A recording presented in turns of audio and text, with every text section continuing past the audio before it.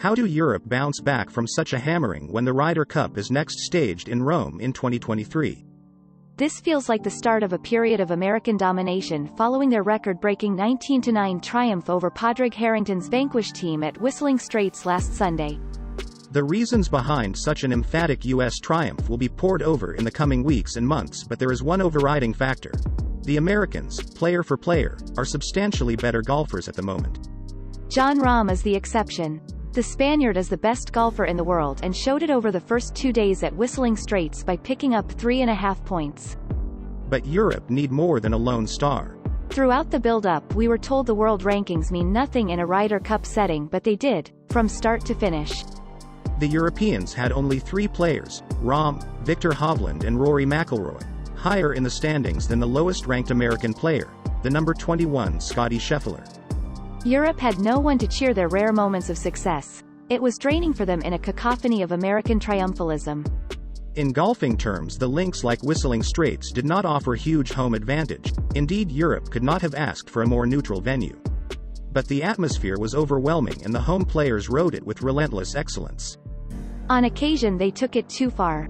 Justin Thomas chugging a celebratory beer on only the second afternoon was classless, as was Brooks Koepka's foul-mouthed tirade after not being given the benefit of a ruling. Bryson DeChambeau's antics of laying down his putter to show he was miffed at not being conceded a putt was another low, and a tiny minority of fans were guilty of shouting at inappropriate times when Europe were playing shots. But the overall atmosphere was boisterous, celebratory, and the right side of the line, just as it has been during so many of Europe's successes in the period that brought 7 wins from 9 matches leading up to this one.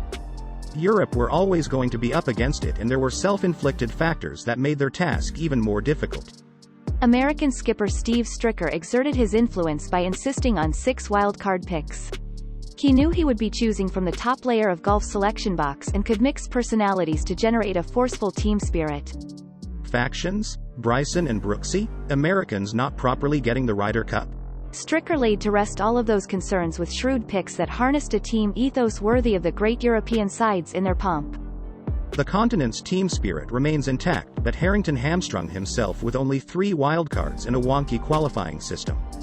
These were issues of his own making, and he did not react to the COVID hiatus as shrewdly as his opposite number. Qualifying came to a crescendo at the BMW PGA at Wentworth, just over a week before the team flew to Wisconsin. As it panned out, the absurdity of taking 4 players from the European points list and 5 from the world rankings became obvious. Shane Lowry beat Bernd Wiesberger at Wentworth but was knocked out of the team by Wiesberger. Nonsensical. Harrington wanted Lowry and now had to pick him. Having already signaled that Ian Poulter and Sergio Garcia would be selected, the skipper had nowhere to go, and nor did a stalwart such as Justin Rose, who was left at home. Rose probably would not have altered the overall outcome, but he would have brought a ton of experience and fight to the team room and golf course. Despite a poor season, he remains one of Europe's top dozen golfers, and he should have been in the team. People will second-guess Harrington's partnerships, but there are many factors at play when they are selected. For foursomes, you need players comfortable with the ball they are playing. This might explain Tommy Fleetwood's curious absence from the alternate shot format. On the Saturday afternoon, Poulter showed himself better suited to the better ball format as he carried McIlroy, albeit to convincing defeat. Matt Fitzpatrick might have been used in the more forgiving 4-balls, especially given his unhappy debut at Hazeltine 5 years ago. But what cannot be disputed is that Harrington fostered an excellent team spirit. I spoke individually to all 12 Europeans before the match and have never encountered such a relaxed and happy bunch. It did not translate to the golf course, and this may prove the Ryder Cup that said farewell to greats such as Lee Westwood and Poulter. They both admit that, at 48 and 45 respectively, time is running out, and at least they signed off with singles wins. Europe must now build around Rahm, Hovland and McIlroy, who needs to emerge from doldrums that have seen him overtaken by younger dynamic stars, most of whom happen to be American.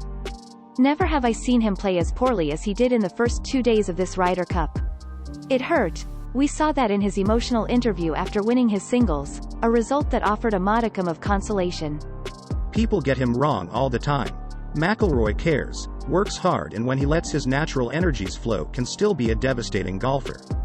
Despite being fit and strong, sadly he is a long way from that figure at the moment, lying comfortably and justifiably outside the world's top 10.